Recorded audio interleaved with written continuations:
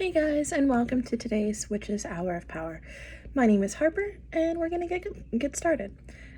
Sorry for the nervousness. I've never really done this before, so this is a learning experience for both of us. By now you've all experienced or read or heard about all the different aspects of the Witch's Hour of Power, but we all do them a little differently.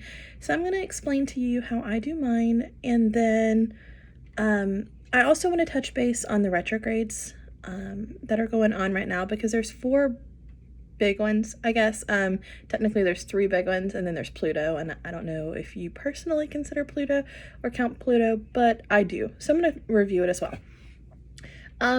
First of all, I am a mother of 4, so I'm not able to do all of my Witch's Hour of Power in 1 hour time span during the day. I need to break mine up. I personally really enjoy the quiet after my kids have gone to bed, and that is when I do a lot of self-reflection and meditation for sure. During the day, my kids are just a little too rambunctious with this COVID going on, and asking them to be quiet is not optimal for them. They scoff and they're like, "Mom, no." But what I do to connect myself during the day is every morning when I wake up, I pull my tarot. I keep my tarot and my incense and everything in the same area of my altar in my bedroom. So I wake up and I look at it, and it's so pretty, and I walk over there, light my incense or my candles or whatever. I say hello to my plants, and then I pull my tarot. Now, for those of you that have not worked with tarot, I'm going to talk about the tarot deck that I have. I use the Witch's Tarot by Ellen Duggan, and it comes with a companion book. And those of you that don't know tarot, I recommend it. It is awesome. It's laid out, like, it's got guides for everything, as well as the astrological association, associated elements, keywords, and then the meaning of the reversed card. I know when a lot of people first get started, they do not read reversed cards. However, I do. I'm a little bit stubborn in that aspect, and I would rather just learn them all right off the bat, make it nice and difficult for myself, and then at the end of it, I know them all. I'm sure it'd be much easier if I learned all the cards first and then learned all their reverse meaning. But for me, in my mind, that just doesn't work. I feel like I'm doing the same process twice. So I just learned it all from the very beginning. Yeah. So every day I pull a 2-card reading. The first card that I call, or that I ask, is, what is my challenge for the day? I like to know, every day going forward, what is the challenge or the theme of the day that I'm going to be struggling with, something that I can reflect on, or, listen to myself on, or meditate on, or, whatever. So the first card that I pull is, what is today's challenge? Now, while I am shuffling my deck, the intention is already getting started. I just shuffle it till I feel like it is, adequate enough, I guess. And then when I'm done, I, ask my question, and I go ahead and I pull my card. Now, whatever the card is, I just leave it there and I move on. I start shuffling again. Now this time I'm asking myself, or I'm asking the universe, what can I do to help with the challenge? What is the solution? Sorry, brain fart. What is the solution for my challenge? So I'll just shuffle again, like I did before. Shuffle until I feel like it is content, and then sometimes I cut the deck. Sometimes I don't. I just go with my feeling for the day and that time. And then when I'm done, I will gather all my cards together, and I will pull a card. So today's cards that I pulled for today's challenge is the Knight of Wands, the King of Wands. I apologize, but it is reversed. So I instantly think of my husbands when I think of the King of Wands. They are both very hardworking men who devote their entire life to, our family, our children, their work, and such. So maybe the problem lies within my husband's today, which would be pretty funny. I'm still new to tarot, so I turn to my trusty book here, and let's see if I can find the meaning. Okay. Now, I am new to tarot, so if I butcher this or get this wrong, or there is another interpretation that I could have taken from this, or anything like that, be sure to leave a comment below and let me know, because, maybe there's other people that are new and they don't know as well. Okay, so the King of Wands, there's a whole in-depth, lengthy answer to this, but I am just going to read the bottom portion here and it'll give me the footnotes. So it says, the lesson of the King of Wands is that energy and enthusiasm will help you achieve your artistic and creative goals. Be generous and supportive to the people in your life. So maybe, not maybe, I know, I'm very creative, but during this retrograde or during this bit of my spiritual walk, I have been very blocked. I haven't really endeavored in any of my creative hobbies or anything that I really like to do. I've just been kind of sitting here doing nothing. So maybe it's telling me that, I need to allow myself time to do these things, and not just push them to the side. Now, my card was reversed. My King of the Wands card was reversed. So down in here it says that reverse means arrogance, greed, taking credit for someone else's hard work or ideas, or a self-centered individual. And I definitely resonate with that last one. I've definitely been self-centered lately and just a hot mess. So this universe basically telling me, like, get yourself together, girl. Stop it. Now, my solution for today's problem, coincidentally, was the Queen of Wands. So there she sits on her throne, very pretty. And again, I could read this whole, it gives a picture of the card. I could read this whole explanation, but what I'm going to do is I'm just going to jump to the footnotes right down here. I'll go back and read that other stuff. The message from the Queen of Wands is this: home, family, magic, and career, you can have it all. Just allow your passion for life, your creative and spiritual energy to fill you up and lead the way. I don't think I really need to summarize that one. That one's pretty straightforward and, kind of goes hand in hand with the other one. Basically, I just need to do it, jump in and do what I am interested in and stop pushing it to the side, sounds like. Now, after this, I do set aside time to do journaling. I don't have my journal with me right now. It's really pretty. I'll grab it after. But what I do is I keep a daily log of my questions, which I really don't have to because I ask the same question every day. But if I was to ask a different question of my tarot, I would journal it. And then I write down the cards as well as the interpretation that I took from the cards, what really speaks to me in that time and whatnot. After this and after I've read my tarot, this is a perfect time for me to set my intention for the day. Now, I slept in quite a bit today and I wasn't really feeling good, so I didn't really get started when I normally would. However, it's never too late to set your intention for the day. Mind it if it's at the night, or at nighttime or whatever, whenever you do it, it's still beneficial to go ahead and do it. My intention for the day was probably to work on opening up some of those creative pathways that I've been blocking off for goodness knows how long. The next portion of the Witch's Hour of Power, I struggle with a little bit. Affirmations are hard for me. I don't know why. I guess everyone has their different thing, their different niche that is, hard for them. But affirmations are definitely hard for me. I started my walk with Hecate when I was in the middle of a very bad depression.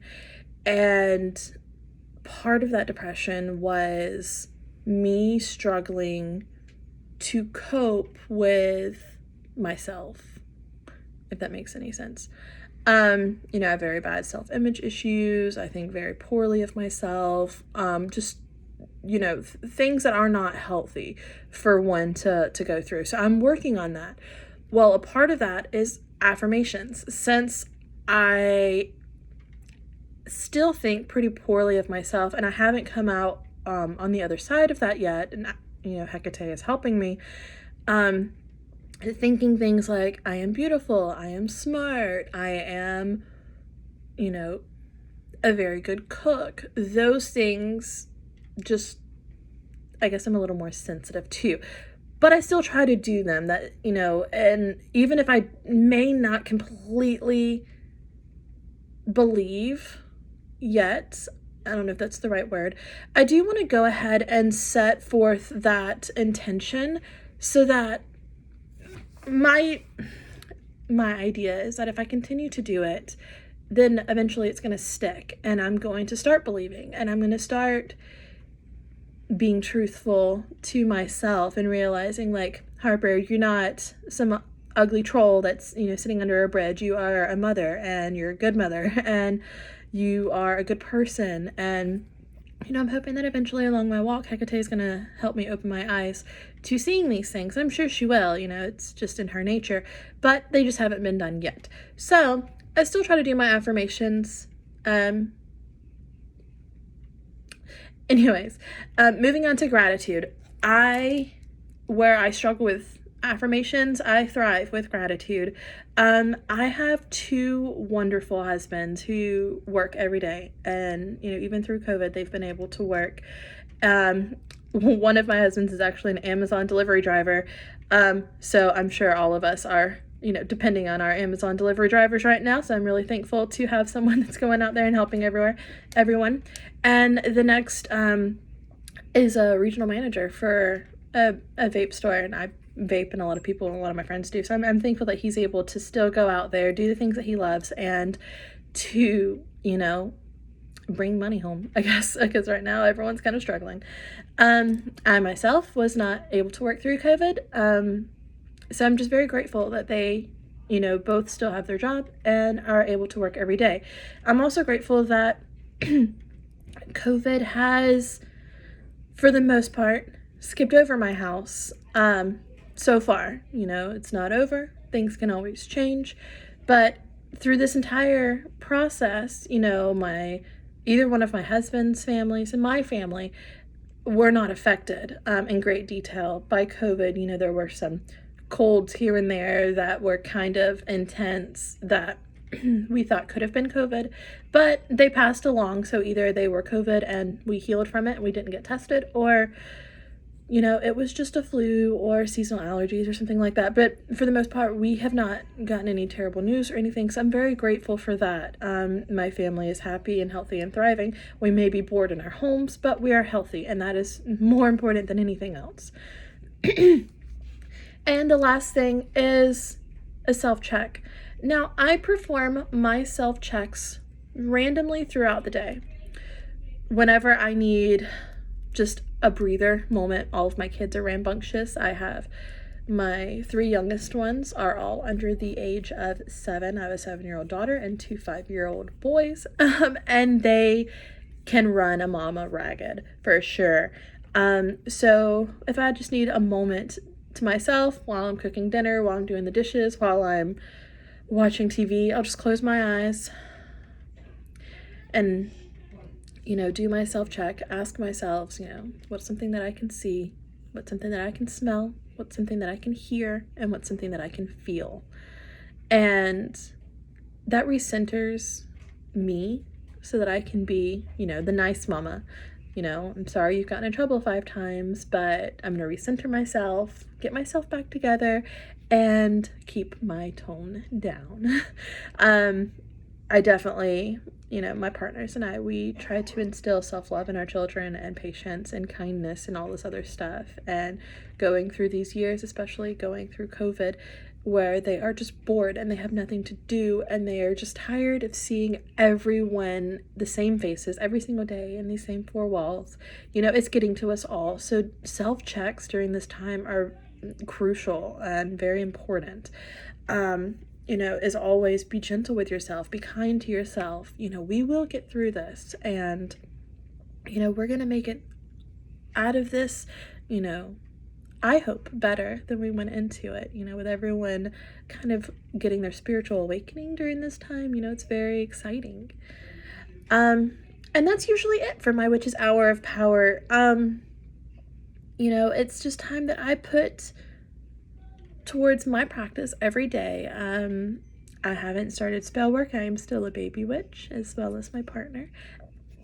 Excuse me. And, we haven't deep dived into any of that. I really feel like I need to research more before I start any of those things.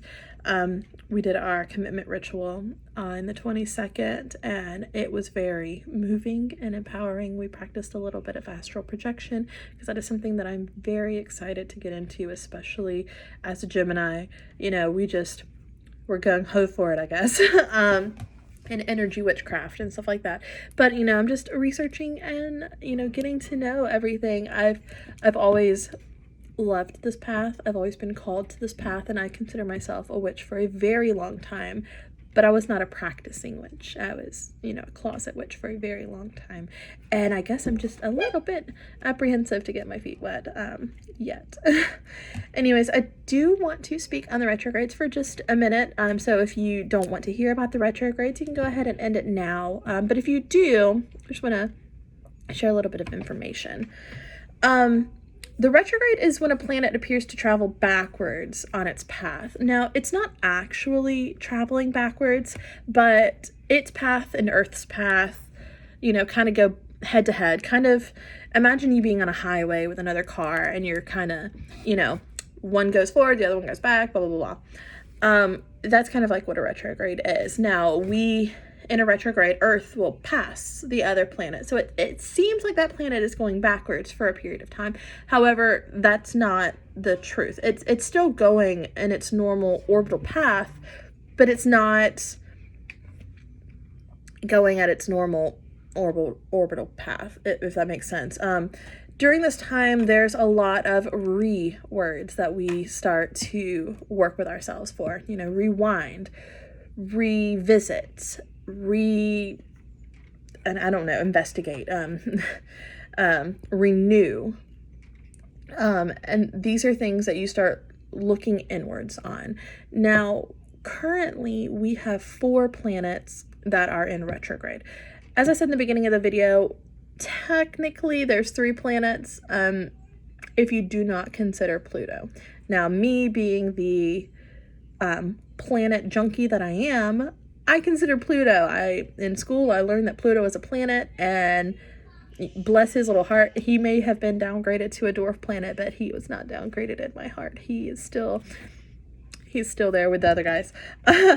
So the first of the planets is Venus. Now, you guys have probably, if you guys have heard about the planets retrograding right now, Venus is probably the one that you have heard about. Venus is the planet of love and values. So, when Venus retrogrades, there's a lot of internal things that we are working with. Venus is retrograding in Gemini. Now, I don't know how many Geminis you guys know, but I'm Gemini and Cancer. I was born on June 21st. And we have about 50 personalities. Not even lying. I guess, know your faults, but I feel that. So when Venus being in Gemini, you may see different sides of yourself come out during this time that you're like, what the heck am I doing? What the heck am I thinking? What the heck is going on? I'm so confused. Be patient with yourself during this time. It's probably just different sides of yourself that are showing that normally don't. They're normally more closeted. During this time, we need to revisit our values. Venus is, she went retrograde May 12th, and she's going to be retrograding through June 26th. So she's literally retrograding the entire Gemini season. So be patient with yourself. Look for all those quirky little signs that are going to pop up. Those might be, alternate personalities that are just showing their head for the season or whatnot. And revisit your values. I guess you could revalue is another word you can look at.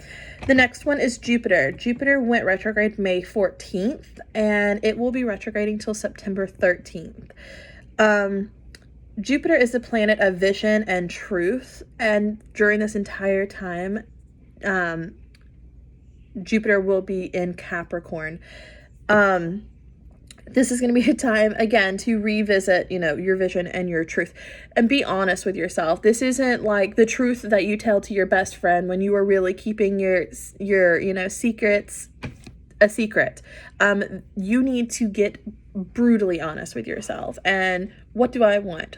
Who am I? Like, what am I doing with my life? What do I want out of my life? Reevaluate, oh, I'm so sorry. I do want to point out with Venus, reevaluate your relationships as well. Like, what is going on here? Is this working for me? Is it not working for me? Do I need to push harder? Do I need to back off? The same thing with the Jupiter, and the truth for yourself. Like, this is an internal truth. Like, get real with yourself. And again, it's going to be going through Capricorn. Saturn is the next biggest. I guess it is the second biggest retrograde. First biggest if you don't consider Pluto. Saturn went retrograde May 14th, or May 11th, I do apologize, and will be retrograding until September 29th. It is going through Aquarius and Capricorn during its path. Jupiter, I'm sorry, I'm just nervous. Saturn is a planet for boundaries, responsibility, authority, and structure. So with Saturn going through retrograde, you can expect turmoil in multiple areas of your life, or you can experience growth in multiple areas of your life. Boundaries, these are self boundaries, relationship boundaries, personal boundaries, whatever you want to, however you want to look at it. These are boundaries that you set for yourself. Now, I am someone that has never really been good with boundaries. I always respect other people's boundaries, but myself, I allow people to walk all over and walk through my boundaries. Like, they can pretty much do anything, and I will end up apologizing to them. I am so sorry I offended you when you hurt me and you were very mean. This is a time that I need to reevaluate that. Like, that is not working. That is yesterday's motto. We are not doing that anymore, because that's not respecting myself as well. So this is a time, until September 29th, this is a time for me to reevaluate my boundaries, figure out what my boundaries are, what I'm comfortable with, what I'm not comfortable with, and go from there. Responsibility, that's a big one. And considering that we're going to be dealing with this until September 29th, that's one that you might need to really sit with. Authority and structure. Now, this is not like building structure. This is like structure for yourself. Your building blocks that make you. So sit with them and evaluate them, reevaluate them until you really feel comfortable. You'll feel it until you really feel comfortable with yourself. The last one I want to speak about is Pluto. A lot of people, when I was researching this, the information for this video, I could not find out what what zodiac Pluto is going through. So if you know this information, by all means, please list it below in the comments. I'm sure other people would love to know. I'm new to this. Like I said, I'm a baby witch, so I am trying to learn as I go. And if you have more information, I would love to hear it. But Pluto went retrograde on April 25th, and it will be in retrograde until October. So it is the longest that we have going on. Now, Pluto is the planet for transformation, and it has the longest orbit. So this is the time to catalyze intense and deep-rooted change. We all just did our commitment ritual to Hecate. And in October is when Samhain happens. And that's when Pluto is going to be retrograde from, when we started this to Samhain. Samhain is a very important holiday for us Hecatean witches. So use the time from now until then to really embrace that transformation that Hecate is trying to help us with. This is actually a very good time that, we pick this up, because she's helping us with this journey, and Pluto is also lending some energy on this journey as well.